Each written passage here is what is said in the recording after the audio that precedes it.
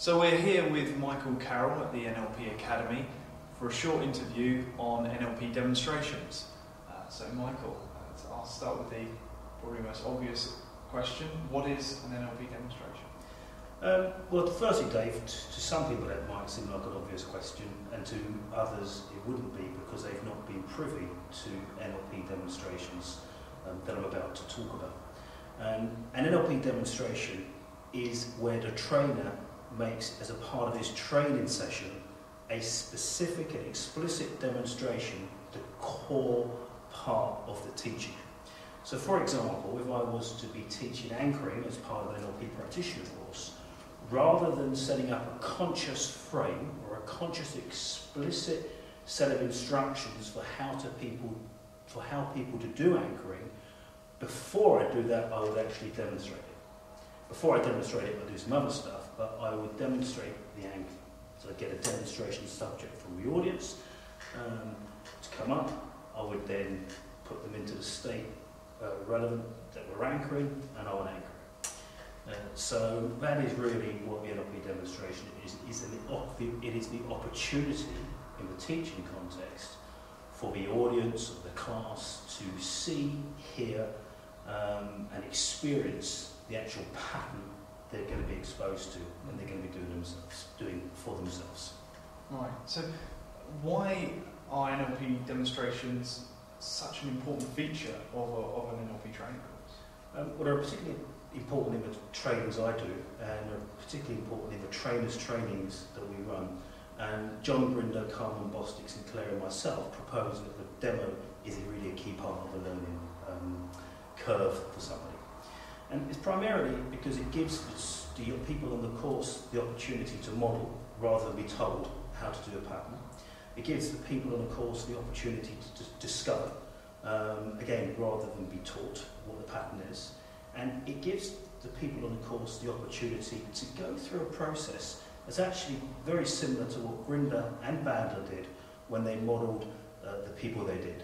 They wasn't given an explicit frame, they wasn't given instructions, they observed, and through micro muscle mirroring, Milton Erickson in particular, or deep trance identifying with Erickson, whilst he was working, they did the patterning.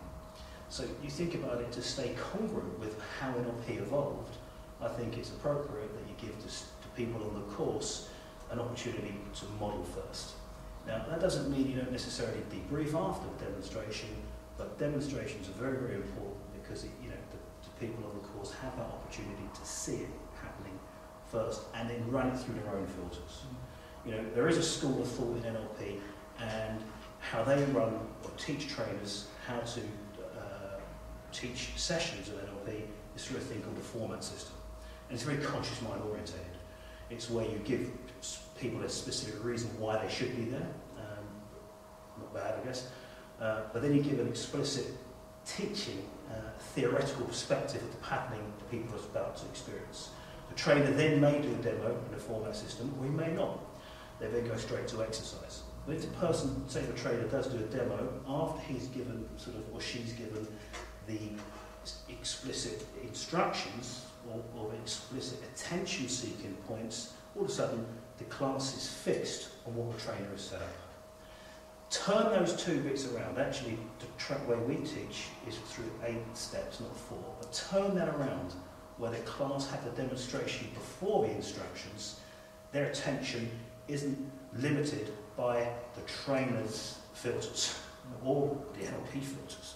They're open, and they will discover so much, rather than being told how to do it. So I just think it gives people great opportunity. Also, there's huge things to be learned in demos, and for when they don't go quite as planned, this is often the case, So if a trainer is very good at conducting NLP demonstrations, he will not at all be perturbed if the demonstration doesn't go to plan. Because, for example, not every technique in NLP fits every situation.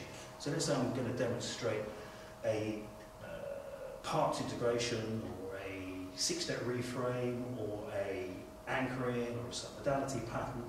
The way it works in a practitioner class we kind of pick the technique to fit the individuals coming up rather than the other way around.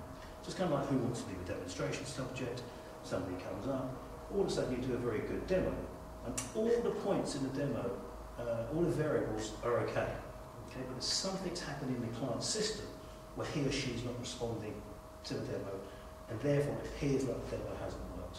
When actually what the class has learned there is huge things regarding what demos work or what NLP patterns work in certain contexts, and also what to do when the pattern doesn't work. So there's lots of learnings to be had whether the demo is successful or if the demo is unsuccessful. So the demo really gives the audience a chance to learn directly from the trainer without that pre-frame. Yeah, and the further you get into the course, the harder you pick harder demonstration subjects. I even pick, as you know, and the people here at the Academy know, people come from outside. People are not on the course, so I've not got that initial rapport. They haven't got the responsiveness to me as a trainer. I've worked with some quite extreme cases actually, including cancer, macro degeneration, and diabetes, and a whole other loads of physical issues as well as psychological issues. So the class have actually seen the pattern being applied in real world contexts, and I think they're really valuable lessons.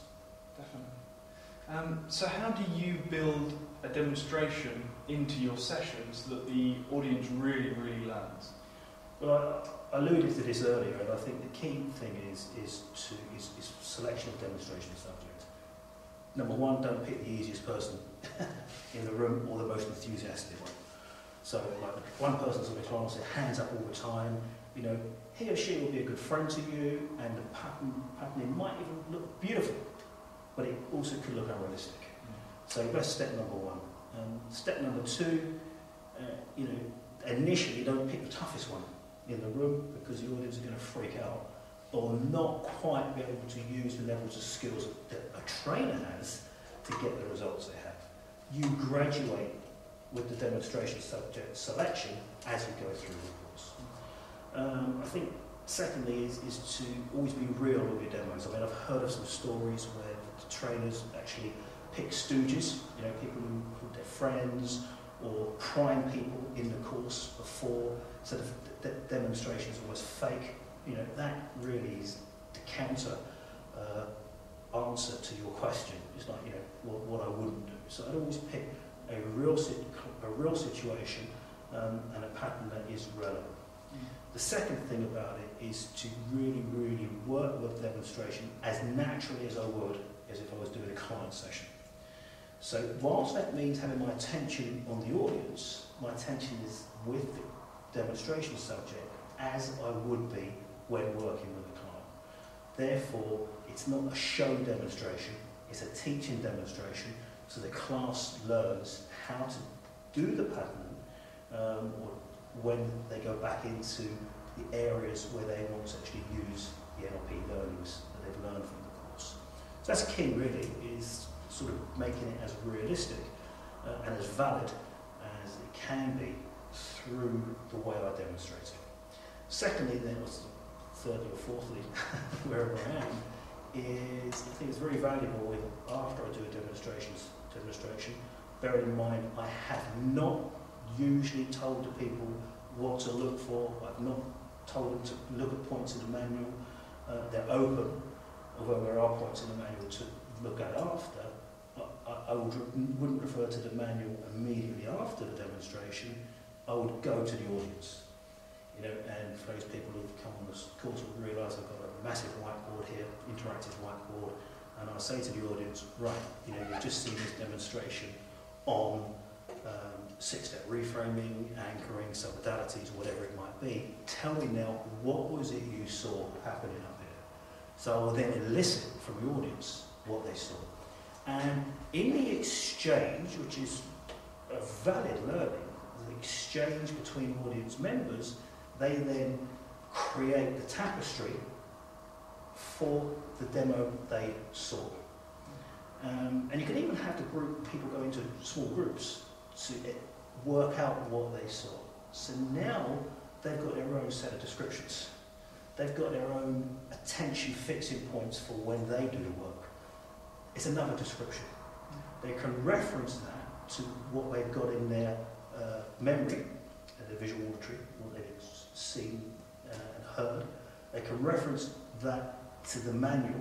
They can reference that with any other description of this pattern, but they've got their own set of attention fixing points. And I think that is really, really crucial in creating a personalised experience for the learnings.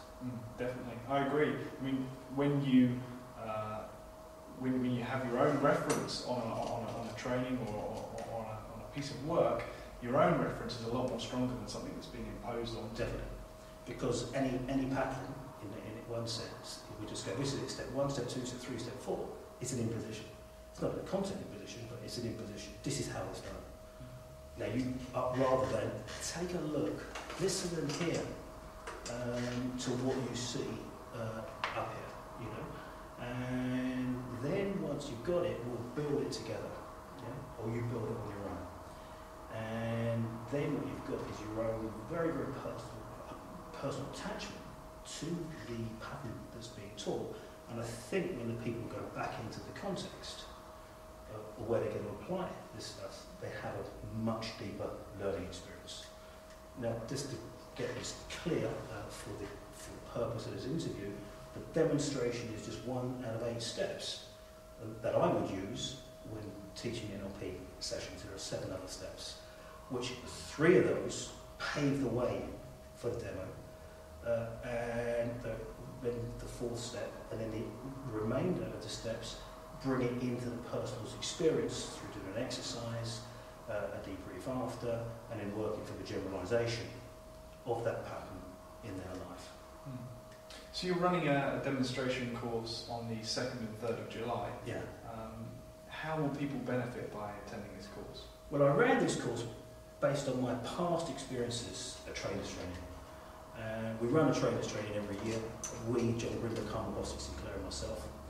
And each year we have people come from all over the world for the course. And a lot of them have an intellectual knowledge of NLP. They can quote audio tapes, they can quote CDs, they can quote books. It's like Reader's Digest, NLP to a certain extent, so they have an intellectual knowledge. You ask them to do something and they lack the practical experience of the pattern. And the problem with that is the real pattern, the way it's actually done, rarely fits with the intellectual description of the pattern, because every time it's done, it's going to be different, because you're dealing with a different human being each time. So the intellectual description is one thing, but the ability to do it is another.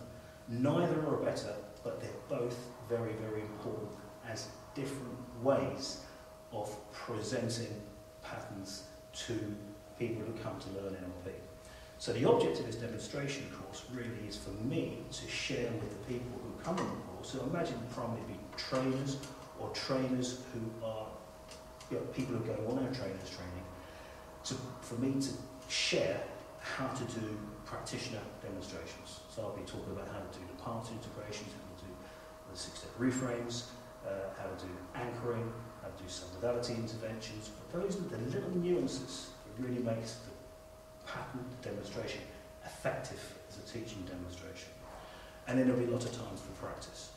So in a 2-day course, people then will go into their groups and do the pattern or demonstrate the pattern as a trainer. And I think it's excellent for anybody who's going on trainers training. They might have done their practitioner course relatively recently and lack experience, or a while ago and just haven't practiced it recently. So, if you are on trainers training, or you are a trainer already, and you'd want to brush up or fine-tune your trainers training demonstration skills, I'd highly recommend that you join us for that course, because that it's designed particularly to help people completely gain and lift their practical experience of doing NLP demonstrations. Thank you very much, Michael Carroll. Thank you very much, David Hamilton.